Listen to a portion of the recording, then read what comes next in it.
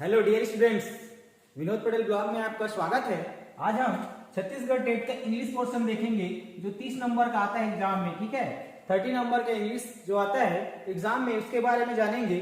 सबसे पहले बता देता हूँ दोस्तों कि इंग्लिश विषय जितना आप समझ रहे हैं उतना कठिन नहीं है, बस थोड़ा सा है कि केयरिंग होकर पढ़ना पड़ेगा। जैसे हम पेडोलॉजी पढ़ते हैं इंग्लिश का, ये पेडोलॉजी है इंग्लिश का। ठीक है, हम ये जो पढ़ेंगे वो पेडोलॉजी है, तो इसको पढ़ते हैं तो वो जो हिंदी जैसे पढ़ते हैं ठीक वैसा ही होता है। तो आज हम पार्ट 1 15 नंबर का आता है और पार्ट 2 15 नंबर का रहता है। इंग्लिश दो भागों में बटा हुआ है। ठीक है, इंग्लिश दो भागों में बटा हुआ है। सबसे पहली बात बता दूं आपको, तो ये जो पहला भाग है इसमें दो पैसेज आते हैं। ठीक है, दो पैसेज आते हैं जिसमें आपको ग्रामेटिकल क्वेश्चन भी पूछा जाएगा और करंट क्वेश्चन भी पूछा जाएगा। ठीक है, ये दो भाग आता है। एक है ये तो पूरा 30 नंबर का आता है, आपको पता है। ये जो आता है पैसेज वो 7 नंबर का और एक आता है 8 नंबर का। जो 7 नंबर का पैसेज आता है दोस्तों वो पूरे एक पेज में रहता है और उसको पढ़कर उसका उत्तर बनाना रहता है। ठीक है, तो जैसे पैसेज आएगा उस हिसाब से आप उसके उत्तर बनाइएगा। उसमें कुछ ग्रामेटिकल भी पूछा जाता है। ठीक है, दूसरा जो पैसेज है वो करंट सब्जेक्ट पर आधारित रहता है। जैसे पिछले जो एग्जाम हुआ जनवरी 2022 में, उसमें जो कोरोना वायरस है उसके संबंधित जो पैसेज दिया गया था उन्हीं से शब्दावली लिया गया था। तो जो करंट सिचुएशन है उसमें जो 8 नंबर का पैसेज आएगा वो उस पर निर्भर करेगा। ठीक है, तो उसमें से जो शब्दावली रहेगा उसको आप केयरफुली पढ़ेंगे, रीड करेंगे, उसके पश्चात उसको बनाने से आराम से आपका इसमें जो है मार्क्स आ सकता है। ठीक है, ये तो इतना ही है। आगे मैं बता रहा हूँ पार्ट 2 का 15 नंबर आता है जिसमें टोटल 9 चैप्टर हैं। ठीक है, टोटल 9 चैप्टर हैं। इसमें हमें क्या होता है, इसमें भी बहुत सरल सरल चैप्टर है, देखेंगे उसको। ठीक है, अभी हम 5 चैप्टर के बारे में चर्चा करेंगे और साथ ही कैसे पढ़ना है और कैसे प्रश्न आता है उसको समझेंगे। दोस्तों, आप मेरे चैनल में नए हो तो चैनल को सब्सक्राइब करिए, जिससे कि जो नवीन शिक्षक भर्ती होने वाली है उस संबंध में जो वीडियो डाउनलोड अपलोड होगा उसको आप तक पहुंच सके। ठीक है दोस्तों, चलिए आज का हम पढ़ाई चालू करते हैं, स्टडी, जिसमें हम देखते हैं 15 नंबर का पार्ट 2 से पेडोलॉजी से 15 नंबर का आता है इसमें से। और बहुत दोस्तों अगर आप एक बार समझ गए ना तो फिर उसको बनेगा ही 100%, जो क्वेश्चन है वो बनेगा ही। दोस्तों, हमारा फर्स्ट चैप्टर है लर्निंग एंड एक्यूजन। ठीक है, लर्निंग एंड एक्यूजन, हिंदी में बोले तो सीखना और ज्ञान अर्जन। ठीक है, सीखना और अर्जन। तो दोस्तों इसमें क्या होता है कि बालक कैसे सीखता है ना।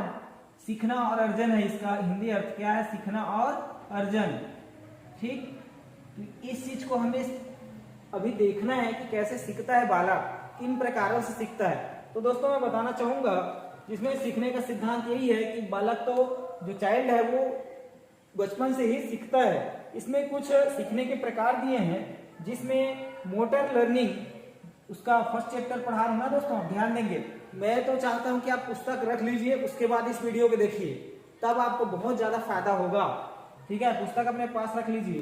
तो दोस्तों पहला चैप्टर में लर्निंग का प्रकार क्या होता है, जो सीखने का प्रकार होता है, एक होता है मोटर लर्निंग। ठीक है, मोटर लर्निंग, इसमें ये पहला हो गया। मोटर लर्निंग में क्या होता है, जो चाइल्ड है या बालक है वो चलना, दौड़ना, ड्राइविंग, ये सभी चीज सीखता है दोस्तों, है ना। क्रियात्मक है, कैसा है, क्रियात्मक, बृहद मात्रा में जो क्रियात्मक है वो एक्टिविटीज इसमें किया जाता है। दूसरा है दोस्तों वर्बल लर्निंग, है ना, जो मौखिक रूप से सीखते हैं वो है वर्बल लर्निंग। ठीक है, वर्बल लर्निंग, इसमें भी आप देख सकते हैं कैसे सीखेंगे मौखिक रूप से। ठीक है, समझते जाइए, आपको बहुत आसान लगेगा। तीसरा है कॉन्सेप्टुअल लर्निंग, जो सिद्धांत पर आधारित हो, जिसको बड़े बच्चे लोग करते हैं। ठीक है, बड़े बच्चे लोग करते हैं। इस प्रकार के 3 लर्निंग कॉन्सेप्ट होते हैं। तो आप पुस्तक रख के पढ़िए जिससे कि आपको जो स्पेलिंग है वो सही सही समझ में आए और आप समझे। ठीक दोस्तों, तो ये 3 प्रकार की लर्निंग हो गया। इसमें क्या होता है, जो फैक्टर होते हैं लर्निंग के, वो होता है लर्नर मोटिवेशन डिटरमाइंस इंटेंसिटी। उनका लर्निंग का उद्देश्य क्या है इस पर सिखाया जाता है। इफिशियंसी, कैपेसिटी कैसा है, जनरल हेल्थ कैसा है, ये सब उस पर डिपेंड करता है जो सीखने वाला है। ठीक है, जो एक्यूजन का सिद्धांत होता है वो क्या होता है, when language is learned naturally and without any systematic practice is called एक्यूजन, है ना। जो प्राकृतिक रूप से सीखता है ना, प्राकृतिक रूप से सीखता है। जैसे बच्चा अपना जो है मम्मी पापा बोलना प्राकृतिक रूप से सीखता है, उसको सिखाना तो हल्का पड़ता है लेकिन वो सीख जाता है, ठीक है। उसी प्रकार भाषा का अर्जन कैसे होता है? Language acquisition is the process of which humans acquire capacity to perceive, produce, use word to understand and community. तो जो अपने आस पड़ोस के कम्युनिकेट है, जो संचार का माध्यम है, उसके द्वारा ही बच्चे बोलना सीखते हैं। साथ ही इसमें कुछ सिद्धांत दिए गए हैं जिसको आप याद रखिएगा, ठीक है। सॉरी डस्टर इधर रख दिया, पता नहीं। तो जो सिद्धांत दिए हैं उसको हम लोग देखते हैं क्या क्या सिद्धांत है। इसमें है पाइजेट का सिद्धांत, ठीक है, जो रहेगा पियाजे का, ठीक है। इसको इंग्लिश में इस प्रकार लिखा जाता है दोस्तों, ठीक है, पियाजे, पियाजेट बोलते हैं, ठीक है, इंग्लिश में इसको पियाजेट कॉन्सेप्ट, ठीक है। पियाजेट कॉन्सेप्ट है जिसमें पियाजे का सिद्धांत रहेगा, चोम्स्की रहेगा, वेगोस्टी का रहेगा। ये अलग अलग जो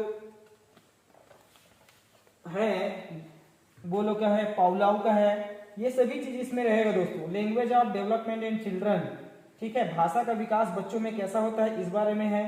intensity of language development, actual stage of language development, ये सभी चीज इसमें दिया है और बहुत सरल रहता है। इसमें आप जो दिए हैं अकॉर्डिंग टू लर्नर्स, इनके द्वारा जो पढ़ लीजिएगा। एक पियाजे का कॉन्सेप्ट का हो गया, दूसरा चोम्स्की का हो गया, ठीक है, वेगोस्टिकी का हो गया, वेगोस्टिकी का, ठीक है, और एक है पाउलाउ। पाउलाउ को आप लोग जानते हो, पढ़ते हो, है ना, पाउलाउस कॉन्सेप्ट हो गया। ये जो चार वैज्ञानिक है इनके बारे में भी आप देख लेंगे तो ठीक रहेगा, ठीक है। 2 3 4 1, तो ये है, ये पहला चैप्टर यहीं समाप्त होता है। दूसरा चैप्टर है प्रिंसिपल ऑफ लैंग्वेज टीचिंग, जो सीखने का सिद्धांत है वो कैसे आधारित है, ठीक है, वो कैसे आधारित है।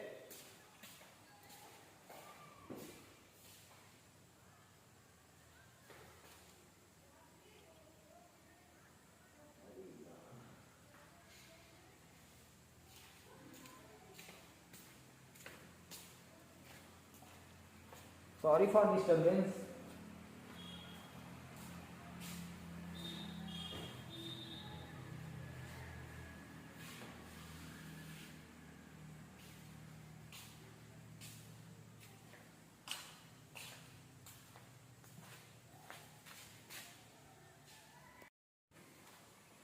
दोस्तों अब हम जो है सेकेंड पार्ट को देखेंगे। लेसन चैप्टर 2 है। चैप्टर 2 में दोस्तों क्या दिया है, आप ध्यान से सुनिएगा। चैप्टर 2 का नाम है प्रिंसिपल ऑफ लैंग्वेज टीचिंग, ठीक है, जो भाषा शिक्षण है ना, भाषा शिक्षण का सिद्धांत पूछा गया है। भाषा शिक्षण का सिद्धांत, ठीक है, भाषा शिक्षण का क्या क्या सिद्धांत होता है आप लोग जानते हैं। भाषा शिक्षण का सिद्धांत क्या होता है कि जो भाषा सीखने वाला है ना, सबसे पहले उसका परिभाषा आपको याद करना पड़ेगा, है ना। Language is a medium of through which can one express one ideas, thought, feelings, ठीक है। लैंग्वेज क्या है, एक संचार का माध्यम है। भाषा क्या है, एक संचार का माध्यम है, ठीक है। जो लैंग्वेज का महत्व है वो क्या क्या है, तो कई प्रकार के होते हैं लैंग्वेज, ठीक है।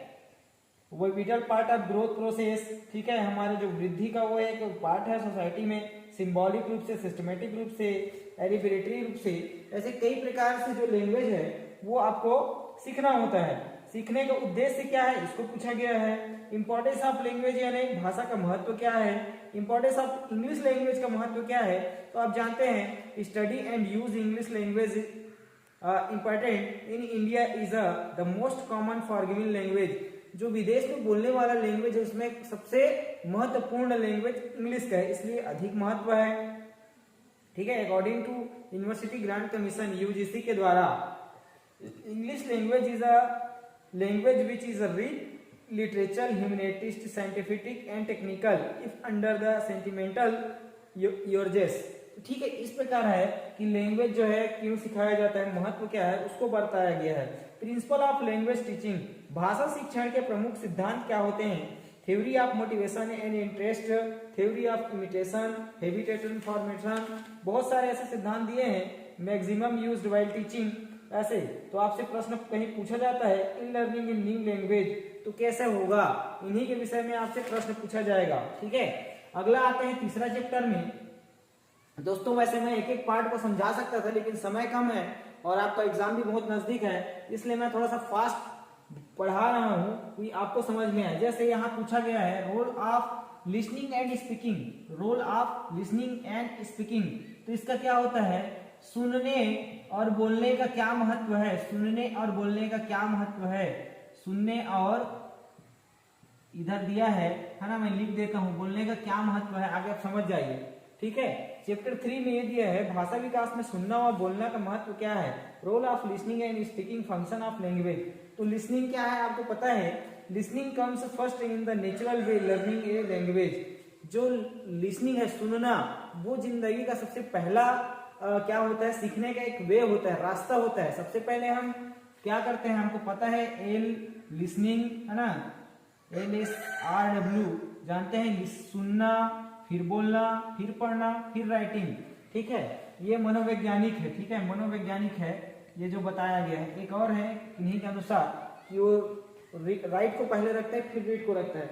इस प्रकार दोस्तों भाषा विकास में सुनना और बोलने का महत्व क्या है, हमारे तीसरे चैप्टर में उसको पढ़ना है। आप ध्यान से पूर्वक देख लेना, पढ़ लेना। ठीक है, लिसनिंग यानी क्या होता है आप समझ गए कि लर्निंग, जो लिसनिंग है वो हमारा पहला सीखने का चरण होता है। ठीक है, और जो अच्छा सुनेगा, अच्छा रिसीव करेगा, वो अच्छा वक्ता, अच्छा सुनने वाला कहलाएगा। टाइप्स ऑफ लिसनिंग, दो प्रकार से सुन सकते हैं, कोई भाषण दे रहा है उसको सुनना, या फिर कोई सब टाइप से जो जवाब देना है उसको सुनना। Essential condition of listening skill, बहुत सारे ऐसे कंडीशन होते हैं एम्स ऑफ लिसनिंग स्किल, सुनने का कौशल को उद्देश्य बताइए, बहुत सारा दिया है इसमें, है ना। तो 1 वे 2 वे दोनों प्रकार से इसमें दिया है। Using of authentic material and situation, 1 way communication, तो क्या क्या है 1 वे कम्युनिकेशन आप बताइए मेरे को। टेलीफोन है, प्रेस है ना, जो न्यूज़पेपर आता है 1 वे है, हम वो जो बोल दिया उसी को पढ़ते हैं, है ना। एयरपोर्ट अनाउंसमेंट जो करता है वो है। 2 वे कम्युनिकेशन कौन सा है, टीचर टॉक, टीचर आपसे पूछता है तो आपसे पूछता भी है और बताता भी है, दोनों करता है। रीडिंग पैसेज में हमको पैसेज पढ़कर उत्तर बताना होता है। लिसनिंग एक्टिविटी भी हमको करना होता है। तो दोस्तों ये जो सुनने का महत्व है, इसको 1 वे कम्युनिकेशन आप समझ गए होंगे, 2 वे कम्युनिकेशन आप समझ गए होंगे। स्पीकिंग इस इंग्लिश में आपको बोलने का जो होता है कौशल, उसके बारे में पूछा है। इंटरेक्टिव, एकदम सक्रिय जो वार्तालाप है वो कैसा होता है। पार्टली, जो पार्ट में खंड कर बोला जाता है। नॉन इंटरेक्टिव मतलब अक्रिय, कुछ भी बोल देना, ये होता है। ठीक है दोस्तों, आप इसको पढ़ लेंगे स्पीकिंग स्किल को। ठीक है, इसमें बहुत सारा इसमें दिया जाएगा कि बोलने का उद्देश्य क्या है, ऐसा। ये होता है पार्ट चैप्टर 3 कंप्लीट। ठीक है, ये बोलने और सुनने वाला है। चैप्टर 4 में role of grammar in learning a language. ठीक है, role of a grammar learning a language. तो ग्रामर का व्याकरण का क्या है, व्याकरण का क्या उद्देश्य है भाषा शिक्षण में। ठीक है, भाषा शिक्षण में क्या उद्देश्य है, इसको पूछा गया है। तो आप समझ सकते हैं बिना ग्रामर के जो लैंग्वेज है वो कहीं ना कहीं अपूर्ण है। तो लैंग्वेज बहुत इंपॉर्टेंस है, लैंग्वेज शिक्षण के लिए ग्रामर। ठीक है, grammar is a system of a language. Grammar एक सिस्टम है ना, प्रक्रिया है भाषा सीखने का। With the help of grammar words and used classified and structure together. इस प्रकार समझ सकते हैं, बहुत सारे इसमें डिफिनेशंस दिया है। तो आपको याद रखना है कि लर्निंग ए लैंग्वेज में ग्रामर का क्या उपयोग है। तो हम समझ सकते हैं मोस्ट इंपॉर्टेंट है लर्निंग, भाषा टीचिंग में, है ना, लैंग्वेज टीचिंग में ग्रामर का बहुत मुख्य उद्देश्य है। अगला है दोस्तों पांचवा चैप्टर में क्या बताया, challenge of teaching language in classroom. जो भाषा शिक्षा में जो क्लासरूम में डाइवर्स क्लासरूम है, बहुआयामी, है ना, बहुआयामी कक्षा में अलग अलग भाषा के लोग रहते हैं, तो उसको कैसे हम लोग हैंडल करें, इस पर समस्या पर आधारित है chapter 5 importance of English language. इसमें जो इंग्लिश लैंग्वेज है उसका महत्व बताया है। तो इंग्लिश लैंग्वेज का महत्व बताया है, English in India is a global language in multilingual country. हमारा जो देश है वो मल्टीलिंगुअल कंट्री है, यहाँ हिंदी भी बोला जाता है और इंग्लिश भी बोला जाता है, साथ ही क्षेत्रीय भाषा कई प्रकार की भाषाएं हैं। ठीक है, तो बहुत सारा ऐसा चैलेंजिंग रहता है कि ये हमारा जो मूल है मातृभाषा मदर टंग वो हिंदी है और हमें इंग्लिश सीखने में थोड़ा सा प्रॉब्लम होता है। ये सब चीज के बारे में इस जो चैप्टर है क्लास 5 में दिया गया है ना। तो इसमें कुछ दिया गया है दोस्तों, children suffering from the various disorders. Disorder मतलब अपंगता या अक्षमता।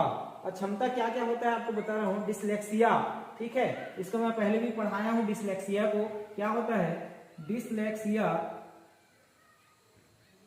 डिसलेक्सिया बताया था कि आपको जो पठन है, रीडिंग में प्रॉब्लम है, उसके लिए है डिसलेक्सिया। डिसऑर्डर है ना, ये डिसऑर्डर मतलब अपंगता टाइप का है ना, डिसऑर्डर। डिसलेक्सिया है, रीडिंग में प्रॉब्लम होता है। डिस्ग्राफिया यानी लिखने में प्रॉब्लम होता है। डिस्ग्राफिया यानी क्या होता है, लिखने में जो प्रॉब्लम होता है उसके लिए है डिस्ग्राफिया। राइटिंग में, ठीक है, राइटिंग में जिसको दिक्कत होता है उसके लिए है एसफिसिया और डाइफिसिया। ठीक है, तो ये दिया है language and communication learning disability in law ability understand. जो बोलने वाला है उसकी बात को ना समझना, ये भी एक होता है। इसमें दो और दिए हैं, ADHD अटेंशन डिफिनेशन ये दिया है, और एक है ऑटिज्म। ऑटिज्म क्या होता है उसके बारे में थोड़ा सा देख के चले जाना है ना, तो ताकि आपका होगा। दोस्तों मैं इसका जस्ट सेकंड पार्ट ठीक इसी तरह समझाऊंगा कि कैसे कैसे किस पार्ट में क्या क्या है। ठीक है, आप समझ रहे होंगे इसमें क्या था, जो भाषा शिक्षण है उसमें क्या क्या कठिनाई होगी, क्योंकि अपना जो देश है भारत वो बहुत सारे बहुआयामी भाषी देश है। ठीक है, तो उसमें क्या क्या दिक्कत होगा, भाषा शिक्षण बहुआयामी कक्षा में कैसे समस्या होता है उसको हल करना। तो ये था दोस्तों आज के वीडियो। अभी मैं जस्ट कुछ देर बाद इसका पार्ट 2 बना दूंगा क्योंकि ये वीडियो लंबा हो जाएगा। ठीक है, तो वीडियो देखने के लिए थैंक यू दोस्तों, और आगे भी चैनल को सब्सक्राइब करिए जिससे कि मैं इसको पूरा बता देता, लेकिन आपके भी समय कम है और मेरे पास भी समय कम है, इसलिए ये वीडियो इतना ही है। ठीक है, थैंक यू।